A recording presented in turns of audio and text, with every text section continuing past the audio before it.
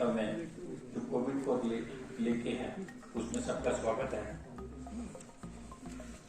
जैसा कि आप जानते हैं कि हर सैटरडे और ट्यूसडे को मीडिया ब्रीफिंग की जाती है जो हमारे डिस्ट्रिक्ट की कोविड सिचुएशन है। आज की डेट में आपको बता दूं कि सेकेंड सर्च के बाद हमारे पास अभी तक 994 केसेस जो हैं वो रिपोर्ट हुए हैं। उनमें से 604 जो केसेस हैं वो रिकवर हो चुके हैं, जिसमें हॉस्पिटल्स की रिकवरीज जो हैं वो 57 हैं और होम रिकवरीज जो हैं वो 547 है। कहने का मतलब ये है कि हमारा रिकवरी जो है वो टाइम शेड्यूल के हिसाब से प्रॉपरली लोग रिकवर हो रहे हैं। और आज की डेट में हमारे पास हॉस्पिटल में जो कोविड पेशेंट एडमिटेड हैं उनका नंबर 22 है और एक्टिव केसेस हमारे डिस्ट्रिक्ट में 388 है। अगर हम पिछले कुछ दिनों की बात करें, कुछ दिनों में हमारा पॉजिटिविटी रेट जो था वो बहुत बढ़ चुका था और एक दिन तो वो 16% से भी ऊपर गया था।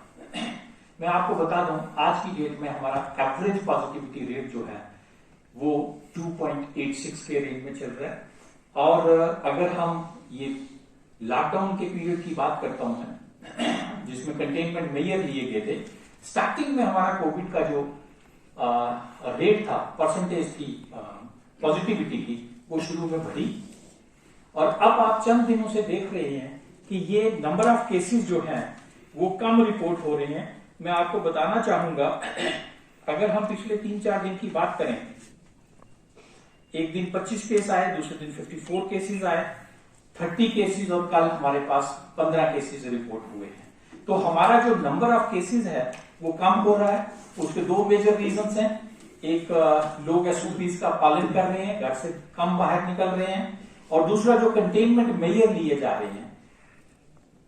ऐसा नहीं है कि जो हमारे केसेस ज्यादा भी आए हैं उसमें हमने टारगेट सैंपलिंग की है। Target sampling means red zones, किसी जगह से 1-2 केस आया तो हमने उस पूरे एरिया को कंप्लीट स्वीप टेस्टिंग की है, जिसकी वजह से केसेस जो रिपोर्ट हुए और हमने उनको आइसोलेट किया है। आपको मैं बताना चाहूंगा कि कुछ केसेस को कोविड केयर सेंटर्स में भी शिफ्ट किया गया है। जो लोग, जिन लोगों के घरों में आइसोलेशन फैसिलिटी प्रॉपर नहीं है, बाथरूम सेपरेट नहीं है, इस तरह के मॉपिंग एक्सरसाइज के बाद जो हमारे पास रिजल्ट्स आए थे उनमें से 44 लोगों को आज भी कोविड केयर सेंटर में रखा गया है। और पिछले कल कुछ लोग जो हैं वो शात्रु कोविड केयर सेंटर से रिकवर होकर अपने घरों में भी वापस गए। यहां तक सवाल है वैक्सीनेशन का। हमारा डिस्ट्रिक्ट 45 प्लस की जो वैक्सीनेशन है वो 67% क्रॉस कर चुका है और हम आने वाले एक हफ्ते में कोशिश कर रहे हैं कि हम इसको स्वीप वैक्सीनेशन करके पंचायत वाइज हम कंप्लीट जो भी 45 इयर्स के ऊपर लोग हैं, आप जानते हैं कि हमारे डिस्ट्रिक्ट से कुछ लोग माइग्रेट होके कुछ जम्मू में हैं, कुछ लेबर में बाहर काम कर रहे हैं, जो भी लोग 45 के ऊपर हैं हम उनको प्रॉपरली वैक्सीनेट करें और कोविड से निजात दिलवाएं। इसके साथ साथ सैंपलिंग की बात करूं मैं, हमारा 2 तरह की सैंपलिंग हो रही है, एक आरटीपीसीआर और दूसरा रैट। आरटीपीसीआर जो सैंपलिंग है वो टारगेटेड सैंपलिंग हम कहते हैं, बिकॉज वो उन्हीं केसेस में हम ज्यादा प्रेफर कर रहे हैं जिनमें ILI, इन्फ्लुएंजा लाइक इलनेस हो and they are exactly doubtful. उन केसेस को हम आरटीपीसीआर कर रहे हैं और इसीलिए आरटीपीसीआर की जो पॉजिटिविटी रेट है वो कंपेयर टू रैट जो है वो ज्यादा है। और हम 50 से लेके 100 इस एवरेज के दौरान डेली जो है आरटीपीसीआर टेस्ट कर रहे हैं। जो हमारी रैट सैंपलिंग है वो 700 से लेके 800 तक चल रही है। जैसा आपने देखा कि हमने डिफरेंट लोकेशंस पे रैट सैंपलिंग शुरू की है, जिसमें शात्रु आपका है, रूरल एरियाज में टीम्स को भेजा जा रहा है जहां भी डाउट होता है, जैसे आज भागना में टीम गई हुई है। इसी तरह से पाडर में जो है वो रैंडम सैंपलिंग की जा रही है डिफरेंट जगह पे, रोड साइड पे नाके लगा के, और डेडपट हुआ आपका ठाठरी नाका है। इसी तरह से बाड़वन में एक नाका हमने लगाया हुआ है, जो भी लोग अंदर आ रहे हैं उनकी सैंपलिंग हो रही है। इसके साथ साथ मैं आपको बता दूं, ऑक्सीजन की हमारे पास यहां कोई कमी नहीं है। आज की डेट में भी हमारे पास फील्ड सिलेंडर जो है वो 350 से ऊपर हैं और एम्प्टी सिलेंडर हार्डली 30 या 40 हैं, जो हमें रोटेशन में कोटा मिला हुआ है उधमपुर से, हम उसको कॉन्स्टेंटली फिल कर रहे हैं। जो कोविड केयर किट्स हैं, जो कोविड किट्स डिस्ट्रीब्यूट की जा रही हैं, अभी तक हमने 800 किट मिली थी, 300 हमने यहां से खुद बनाई थी और 500 किट्स जो हैं वो जम्मू से डायरेक्टरेट से सप्लाई हुई थी। अभी तक उनमें से हम 499 किट्स जो हैं कोविड किट्स जो हैं वो पॉजिटिव पेशेंट्स को डिस्ट्रीब्यूट कर चुके हैं और उसमें पल्स ऑक्सीमीटर है, रिक्विजिट मेडिसिन जो हैं, एक जर्नलाइज्ड प्रेस्क्रिप्शन है। इसके साथ साथ हमारे कोविड कंट्रोल रूम्स काम कर रहे हैं। हमने सब डिवीजन लेवल पे भी कंट्रोल रूम एस्टेब्लिश किए हैं। डिफरेंट डॉक्टर्स के नंबर जो हैं वो दिए गए हैं। इसी तरह से मैं आपको बता दूं, कल से हम ऑनलाइन, कल मॉर्निंग से पॉजिटिव पेशेंट्स और कोई भी अगर दूसरा भी उसके साथ जुड़ना चाहता है तो ऑनलाइन हम योगा क्लासेस मॉर्निंग में योगा के लिए शुरू कर रहे हैं, ताकि जो पॉजिटिव पेशेंट्स की रिकवरी जो है वो फास्ट हो सके। अगर कोई उस पेज के साथ जुड़ना चाहेगा वो फ्लैश कर दिया जाएगा, ऑनलाइन सुबह उनके साथ जुड़ सकते हैं। और ये हम ISM डिपार्टमेंट के कोलैबोरेशन से हम ये इनिशिएट कर रहे हैं यहाँ पे। इसके साथ साथ अगर मैं बात करूं, ऑनरेबल LG साहब की डायरेक्शन पे हर पंचायत में 5 बेडेड कोविड केयर सेंटर जो है वो एस्टेब्लिश किया जा रहा है, जिसमें रोड साइड जितनी भी हमारी पंचायतें हैं वो ऑलमोस्ट, मैं खुद पाटन गया था, वहां हमने फाइनली वहां डिसाइड कर लिया कहां कहां करने हैं। तो वो एक खाका बन गया हमारे पास और आने वाले चंद दिनों में, कपल ऑफ डेज के अंदर हम वो 5 बेडेड कोविड केयर सेंटर भी एस्टेब्लिश करेंगे विद ऑक्सीजन कंसंट्रेटर हम वहीं पे सप्लाई करेंगे। यहाँ पावर सप्लाई है और दूर दराज का इलाका नहीं है, वरना जो हमारा रोड कनेक्टिविटी या पावर नहीं है यहाँ पे, हम वहां पे ऑक्सीजन सिलेंडर रखेंगे और ये PRIs को साथ लेके हम इस जो ऑनरेबल LG साहब की डायरेक्शन है उसको प्रॉपरली ग्राउंड लेवल पे इम्प्लीमेंट करेंगे। उसके लिए गवर्नमेंट ने प्रॉपर फाइनेंस जो है, उस बजट जो है उसका भी अरेंज कर दिया। उसके लिए भी 1 लाख रुपया जो है हर पंचायत लेवल पे अलोट किया गया है। Thank you sir. अगर हम थर्ड वेव की ओर अग्रसर होते हैं तो कितना तैयार है किश्तवाड़ प्रशासन इसके लिए? देखें, आप जानते हैं कि सेकंड वेव में भी आज किसी भी डाटे की बात करेंगे, चाहे नंबर ऑफ पॉजिटिव केसेस की बात करें, चाहे नंबर ऑफ डेथ्स की बात करें, चाहे आप हॉस्पिटलाइजेशन की बात करें, किश्तवाड़ में सब नंबर जो है वो कम है। पैरेलल वैक्सीनेशन में हम ऊपर है। हमको ये कोशिश कर रहे हैं, यूं ही हमें 18 से 43 या किसी भी एज ग्रुप की वैक्सीनेशन अलो होती है, हम उसको वार फुटिंग पे करेंगे और अगर लोगों को हम वैक्सीनेट कर सकते हैं और उनको थर्ड वेव से भी बचा सकते हैं।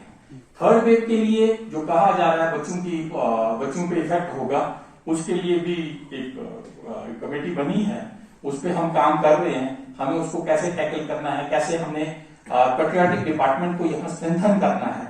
ऑक्सीजन जो हमारा प्लांट है OGP ऑक्सीजन जनरेशन प्लांट, वो चंद दिनों में यहाँ लग जाएगा।